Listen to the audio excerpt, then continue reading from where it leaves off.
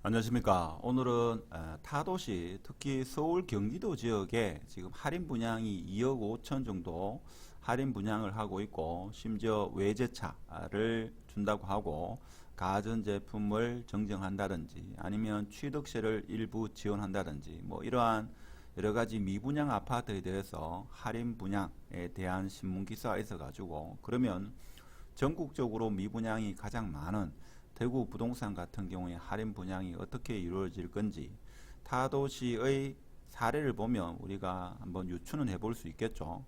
시행사 입장에서도 걱정이 많을 겁니다. 그래서 광량이라든지 일부 단지 같은 경우에는 계약자들이 너무 적은 관계로 계약금의 2배를 위약금으로 이렇게 주면서 분양을 미루는 이런 사례도 있는 상황입니다. 그래서 대구 같은 경우는 내년에 입주 물량도 많고 지금 미분양도 증가하고 있는 이런 추세에서, 특히 프로젝트 파이낸싱 같은 경우는 이자가 나날이 증가되고 있고, 심지어 뭐 20% 30% 이자를 더 지급함에도 불구하고 이 프로젝트 파이낸싱 연장이 안 된다는 뭐 이런 신문 기사도 있으니까 같이 한번 우리가 생각해 보는 시간을 가지도록 하겠습니다.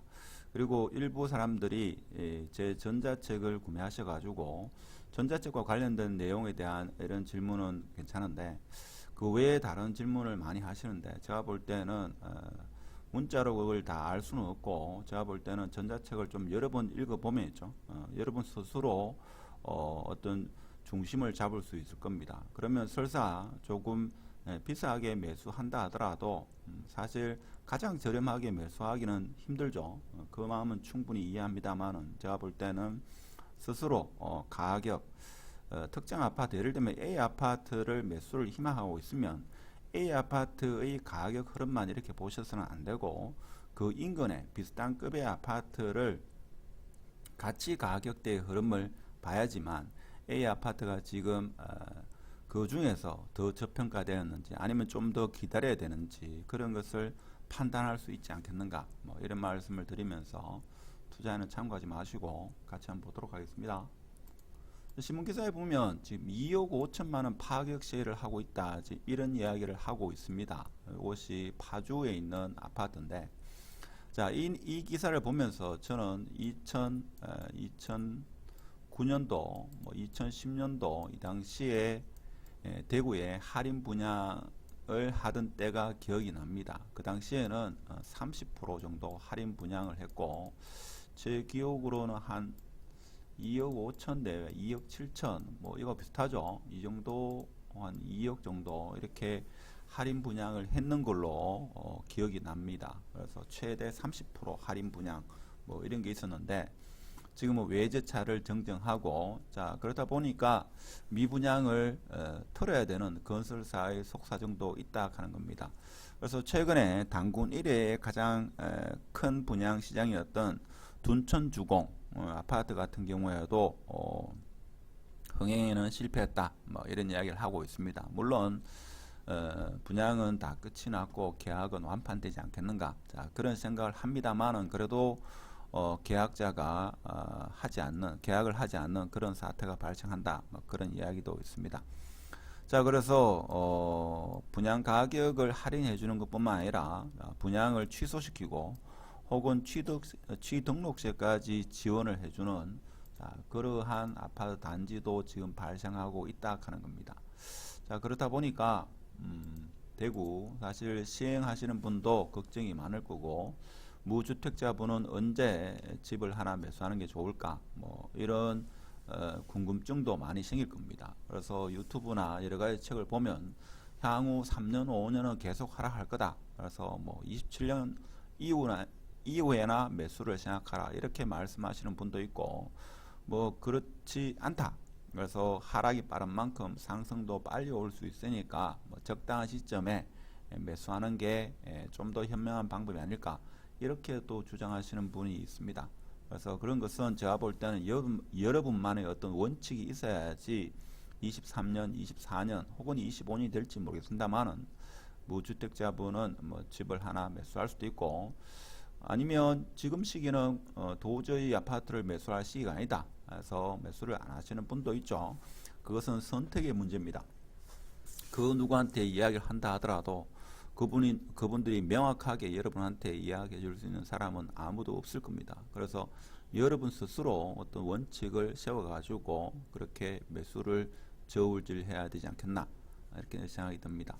그래서 지금 여기 나오는 게 백화점 상품권부터 해가지고 외제차, 가전제품 이것을 파격적으로 제공하겠다 이런 이야기고, 특히 파주에 있는 운정 프로지오 같은 경우에 분양가가 8억이었는데 최대 2억 5천 할인해가지고 지금 분양하고 있다 하는 겁니다. 그리고 서울의 강북 같은 경우에는 칸타빌 수유 팰리스 같은 경우에는 한 1억 정도 할인 분양해서 지금 분양을 하고 있다 하는 그런 내용입니다. 자, 그리고 서울 영등포구에 있는 신길 AK 프로지오 같은 경우에는 기분양 받으신 분들이 분양받을 당시에 지금 현재 인근 아파트 가격 대비 분양 당시에 30% 이렇게 높게 분양했으니까 가격을 좀 하락해야 되지 않나, 이렇게 요구사항이 있다고 합니다. 그리고 전국의 PD수첩에 방영되어 가지고 전국구 아파트로 이름을 떨친 만춘자이러네. 제가 생각할 때는죠, 이렇게 전국적으로 많이 알려져야지만 제가 볼 때는 지금은 힘들지만 나중에는 오히려 오름폭이 더 클 수 있다, 저는 개인적으로 그렇게 생각합니다. 그래서 지인들한테 많이 알려져 있는, 잘 모르는 사람한테도 많이 알려져 있는 그런 아파트들이 제가 볼 때는 오를 때는 더 많이 오를 수 있다 하는 겁니다. 그래서 분양받으신 분은 그에 대해서 속상해할 필요가 없다, 저는 개인적으로 그렇게 생각합니다. 자, 그래서 지금 미분양 떨이를 꼭 해야 된다 이거죠. 그래서 심지어 계약금의 2배를 물어주고 분양을 미루는 그것이 더 나은 선택이다, 이렇게 해서 광양이라든지 인천 이런 지역에는 계약금에 위약금을 얹어 가지고 배액 배상을 한다, 이런 기사도 나오고 있습니다. 그리고 전국 수도권 지방 미분양 현황을 보면 10월달 기준입니다만 미분양이 많이 있는데 특히 대구 지역에 지금 미분양이 많죠. 자, 그렇고 지금 미분양이 계속적으로 이루어지고 있습니다. 자, 이렇다 보니까 지금 미분양이 계속적으로 늘어난다 이거죠. 그래서 분양을 더 늦추면 못 버틴다, 이런 식으로 어차피 미분양인 걸 알지만 분양을 할 수밖에 없다 하는 이런 내용도 나오고 있습니다. 그리고 문제가 되는 게 앞으로 중소건설사가 줄도산 할 수 있다, 이런 이야기도 나옵니다. 그래서 예를 들면 프로젝트 파이낸싱 같은 경우는 30%대 금리도 재연장이 어렵다 하는 겁니다. 자, 그런 상황이 지금 전국적으로 펼쳐지고 있기 때문에 제가 볼 때는 대구 같은 경우에도 조만간에 특히 23년도에 좀 더 파격적인 할인 분양이 이루어지지 않겠는가, 이런 생각은 여러분이나 저나 그렇게 할 수 있죠.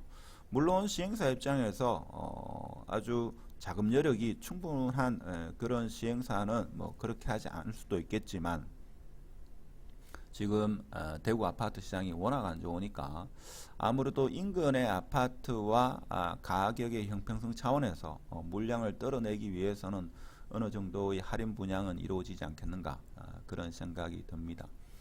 그래서 지금 회사 개인 정부 할 것 없이 모든 경제 주체가 다 어려운 그런 상황에 지금 처하고 있습니다. 자, 그리고 업계에서는 프로젝트 파이낸싱 대출을 이미 실행한 사업장이나 혹은 시행사가 자금 여력이 충분하지 않은 사업장을 위주로 분양을 서두를 수밖에 없다, 이런 내용을 하고 있습니다. 자, 그리고 지금 여기에는 분양과 착공을 계속 미루면 매출에도 영향을 받는다 하는 겁니다. 자, 그렇다 보니까 대구에 지금 미분양이 상당히 많은데 지금 네이버에 보면 지금 미분양 아파트가 이렇게 나타나고 있습니다. 그렇죠? 자, 이렇다 보니까 아무래도 이 미분양이 얼마나 빨리 소진되는 그 시점이 어떻게 보면 매수의 적정 타이밍의 가장 중요한 지표가 아닐까, 그런 생각을 해봅니다. 그래서 과거 사실 한 2020년도에 그 당시에 제가 영상을 찍을 때도 링크를 걸어놨습니다만은 그 당시에도 2022년쯤 되면 하락을 할 건데 2022년까지 얼마만큼 오를지는 우리가 알 수 없다. 자, 그렇게 그 당시에 그런 이야기를 했고 다른 전문가도 그런 이야기를 하는 사람이 적지 않았습니다. 그런데 지금 같은 이런 시기는 사실 그 누구도 예측을 못했는 게 금리가 이렇게 가파르게 오를 거라고는 분양을 하시는 분도 그렇고 아파트 투자를 오래 하신 분도 그렇고 무주택자분도 그렇고 이런 상황이 올 줄은 몰랐다 하는 겁니다. 그래서 내년에도 상황이 어떻게 변할지는 우리가 알 수 없습니다. 어제 축구를 아르헨티나와 프랑스 축구를 보신 분들은 알겠지만 이 완전히 경기가 끝나야지 그래서 끝난 게 아니다 라는 것을 우리는 어제 축구 경기를 보면서 다시 한번 느끼게 됐습니다.